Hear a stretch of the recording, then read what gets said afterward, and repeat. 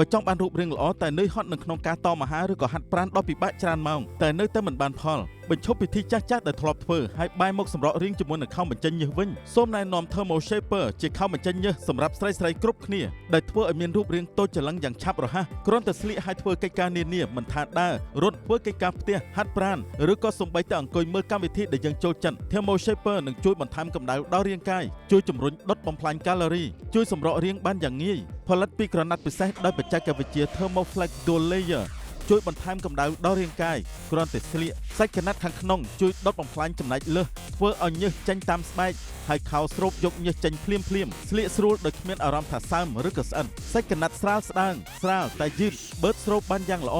អាចស្លៀកជាខោក្រៅក៏បានស្លៀកធ្វើជាខោក្នុងក៏បាន Thermo Shaper ខោសម្រក់រាងជួយធ្វើឲ្យក្បាលពោះរាបស្មើកម្ចាត់ខ្លាញ់ក្បាលពោះជុំវិញចង្កេះ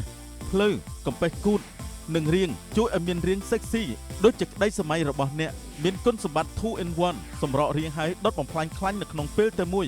មិនត្រឹមតែសម្រក់បានតែខាងក្រោមទេនៅអាចសម្រក់ខាងលើបានទៀត Thermo Top ឲ្យបញ្ចេញញើសដែលជាចំណែកលើសផ្នែកខាងលើដែលអ្នកមិនត្រូវការគឺអាចពាក់គូជាមួយនឹង Thermo Shaper ដើម្បីឲ្យមានរាង sexy មានរាងដូចក្តីសម័យបានអ្នកអាចធ្វើជាម្ចាស់ Thermo Shaper ខោបញ្ចេញញើសបាននៅក្នុងតម្លៃត្រឹមតែ